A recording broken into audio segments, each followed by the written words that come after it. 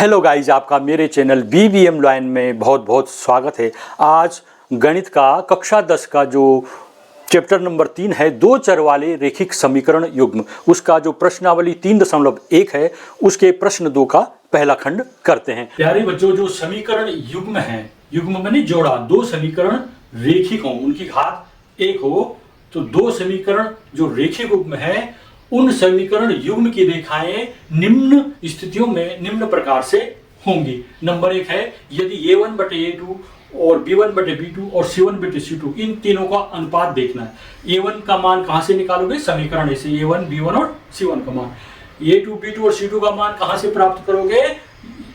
मानक समीकरण से समीकरण 2 की तुलना करके A2 B2 और C2 का मान ज्ञात कर दोगे। जब आपको A1 B1 C1 A2 B2 C2 के मान ज्ञात हो गए हैं, उसके बाद आपने इसकी तुलना करनी है। यदि आपको ये इस तरह से मिले, A1 बटे A2 बराबर B1 बटे B2 हो जाए, लेकिन बराबर नहीं हो C1 बटे C2, तो ये समीकरण असंगत होगा और जो समीकरण युग्म की रेखाएं हैं वे समांतर होंगी। समांतर का मतलब है, जो ये स्केल है, इसकी जो ये ऊपर वाली एज है, इसको एक रेखा मानो, इसके नीचे वाली एज की एक रेखा मानो।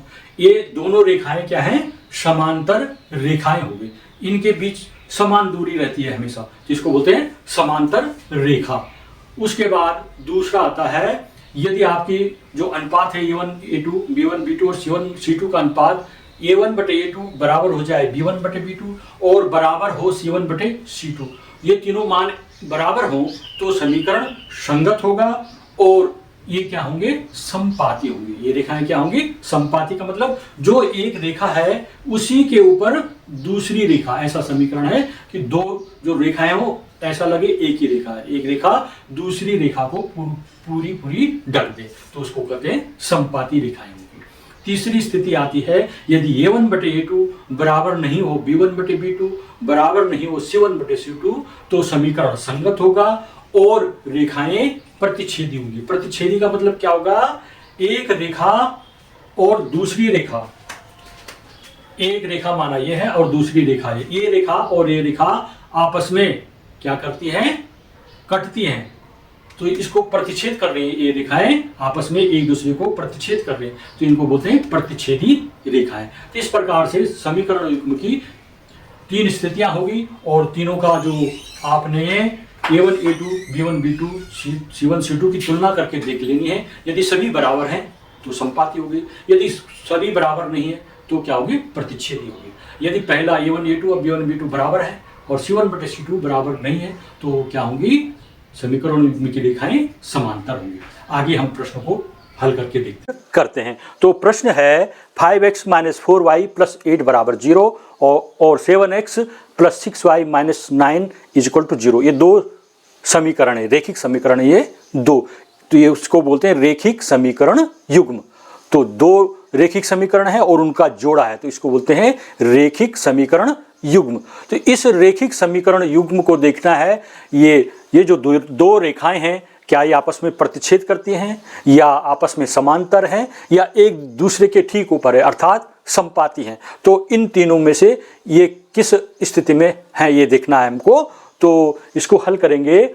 जो मानक समीकरण है, रेखिक समीकरण का जो मानक समीकरण है, उससे तुलना करनी है। इसकी रेखिक समीकरण मानक है A1x + B1y + C1 से समीकरण 1 की तुलना करने पर। तो यहां पर देखिए, A1 बराबर हो गया 5, B1 बराबर हो गया -4 और C1 बराबर हो गया 8। तो ये हमने मान लिख दिए A1 B1 और C1 के। अब जो समीकरण नंबर 2 है, A2x + B2y + C2 से, जो ये मानक समीकरण है, इससे समीकरण 2 की तुलना करनी है। इससे देखना है A2, यहाँ A2 है तो समीकरण में A2 की जगह क्या लिखा हुआ है? तो जैसे A2 की जगह लिखा हुआ है 7, तो A2 बराबर हो गया 7। B2 की जगह लिखा हुआ है 6, तो B2 = 6 और C2 की जगह लिखा हुआ है -9। आप लोग क्या कर देते हो? सीधे 9 लिख देते हो, शॉर्टकट। ऐसे नहीं, चिन्ह सहित लेना है। प्लस को हम क्यों नहीं बोल रहे? क्योंकि प्लस जिसके आगे कोई साइन ना हो उसको प्लस बोला जाता है। जब माइनस की बात आएगी तो आपने पूरा बोलना है, -9 उसको लेना है। A2 के मान हो गया, A2 बराबर 7, B2 बराबर 6 और C2 बराबर -9। अब हमने इनकी तुलना करनी है, किसकी? A1 A2 B1 B2 और C1 C2 की। यहाँ पर देखिए A1 की जगह कितना है 5 और A2 की जगह है 7, तो A1 बटे A2 हो गया 5/7। दूसरा B1/B2, B1 की जगह है -4 और B2 की जगह है 6, तो हमने लिखना -4/6।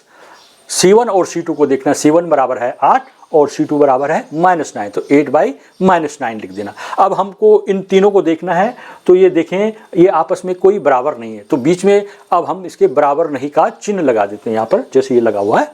आप जो ये स्क्रीन पे दिख रही है इसको आप मेरे जो मैं बोल रहा हूँ उसके साथ चलते रहिए और उसको समझते रहिए। अर्थात A1/A2 बराबर नहीं B1/B2 बराबर नहीं C1/C2। ये स्थिति किसके साथ होती है? ये होती है जब रेखाएं प्रतिच्छेदी होंगी, तो अतः समीकरण संगत होगा और ये दोनों रेखाएं क्या होंगी? प्रतिच्छेदी होंगी। आपने इसको ध्यान से सुना होगा, देखा होगा, तो आपको इस समझ में ये आ गया होगा। बहुत सरल सवाल है। आपने A1, A2, B1, B2 और C1, C2 की तुलना करनी है और A1, B1, C1 कहाँ से प्राप्त करना है? मानक समीकरण से, जो हमको समीकरण दे रखा है नंबर 1, उससे तुलना करना। नंबर 2 के लिए A2x + B2y + C2 लिखा हुआ है, उसकी तुलना कर देनी है, जो नीचे समीकरण नंबर 2 रखा है उनके मानों को लिख देना है, बस ये उत्तर हो जाता है। आपको ये तीनों चीज़ें याद होनी चाहिए कि प्रतिच्छेदी कब होती हैं, समांतर कब होती है, समपाती कब होती है। सूत्रों को याद रखना आवश्यक है। धन्यवाद। मेरे चैनल को सब्सक्राइब कीजिएगा। अगर आपको ये वीडियो पसंद आ रही है तो आप वीडियो को लाइक कीजिएगा, कमेंट कीजिएगा और इसको शेयर भी कीजिएगा।